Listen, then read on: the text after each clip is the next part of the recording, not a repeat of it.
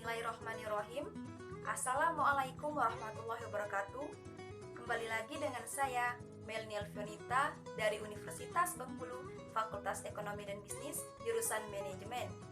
Nah, dengan nomor pokok mahasiswa T1B019002. Di video kedua kali ini, saya akan menjelaskan mengenai bentuk-bentuk badan usaha, yang mana nantinya saya akan menjelaskan apa saja bentuk-bentuk badan usaha dan apa saja kelemahan serta kelebihan di tiap badan usaha tersebut. Baiklah, langsung saja.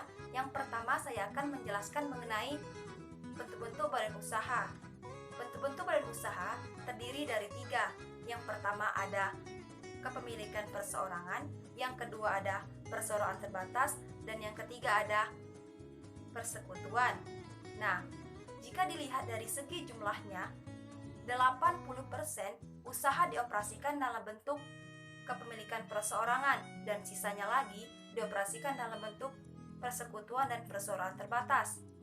Tetapi, jika dilihat dari jumlah penjualan dolarnya, 80% usaha dioperasikan dalam bentuk perseroan terbatas dan 13% usaha dioperasikan dalam bentuk kepemilikan perseorangan dan 7% usaha dioperasikan dalam bentuk persekutuan.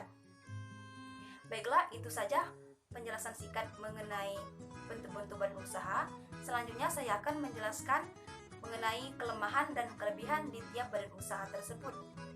Nah, yang pertama saya akan menjelaskan mengenai kepemilikan perseorangan. Kepemilikan perseorangan adalah usaha yang didirikan oleh satu orang dan tidak berbadan hukum. Apa sih kelebihan di kepemilikan perseorangan? Kelebihan di kepemilikan perseorangan ada 3. Yang pertama, mudah dibentuk dan murah dibentuk. Yang kedua, tidak terlalu diikat atau tidak terlalu diatur oleh pemerintah. Dan yang ketiga, subjek pajak penghasilan lebih rendah dibandingkan dengan perseroan terbatas. Nah, di kelebihan pasti ada kelemahannya. Kelemahan di kepemilikan perseorangan ada 3 juga. Yang pertama, utang usaha ditanggung sendiri, yang mana nantinya jika orang atau pemilik kepemilikan perseorangan itu memiliki hutang, maka akan ditanggungnya sendiri dan tidak ada orang yang ikut membantu dalam melunasinya. Dan yang kedua yaitu usia usaha terbatas, yang mana usia usaha akan terbatas pada usia orang yang mendirikan usaha tersebut. Dan yang ketiga adalah sulit untuk memperoleh modal dalam jumlah yang besar. Kepemilikan perseorangan biasanya banyak digunakan oleh usaha-usaha kecil. Itu penjelasan singkat mengenai kepemilikan perseorangan. Selanjutnya saya akan menjelaskan mengenai persekutuan. Persekutuan adalah usaha yang didirikan oleh 2 orang atau lebih dan tidak memiliki badan hukum. Persekutuan memiliki kelebihan sama dengan kelebihan di kepemilikan perseorangan, yang mana yang pertama mudah dibentuk dan murah dibentuk. Nah, yang kedua yaitu tidak menjadi subjek pajak penghasilan perseroan terbatas. Di kelebihan pasti ada kelemahannya. Kelemahan persekutuan, yang pertama usia usaha terbatas, yang kedua sulit untuk memperoleh modal, yang ketiga kewajiban ditanggung bersama, yang mana nantinya dimisalkan salah satu sekutu memiliki kewajiban, maka sekutu yang lain berhak untuk membayar kewajiban tersebut atau melunasi kewajiban tersebut. Yang ketiga yaitu perseroan terbatas. Perseroan terbatas adalah suatu entitas hukum yang dibentuk oleh suatu negara bagian dan dipisahkan oleh pemilik dan manajernya.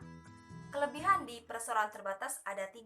Yang pertama yaitu kewajiban yang terbatas, yang kedua yaitu usia usaha yang tak terbatas, dan yang ketiga yaitu kemudahan dalam perpindahan kepemilikan. Kelemahan di perseroan terbatas yaitu pajak. Laba perseroan terbatas umumnya akan menimbulkan subjek dari perpajakan ganda. Laba perseroan terbatas biasanya akan dikenakan pajak pada tingkat perusahaan. Lalu, ketika laba setelah pajak telah dibayarkan dalam bentuk dividen, maka akan dikenakan lagi pajak penghasilan individu atau pajak penghasilan pemegang saham. Namun, sebagai bantuan untuk usaha kecil, Kongres Amerika Serikat mendirikan S Corporation, yang mana nantinya pajak perseroan terbatas akan sama dengan pajak kepemilikan perseorangan dan pajak persekutuan, dan dibebaskan dari pajak perseroan terbatas.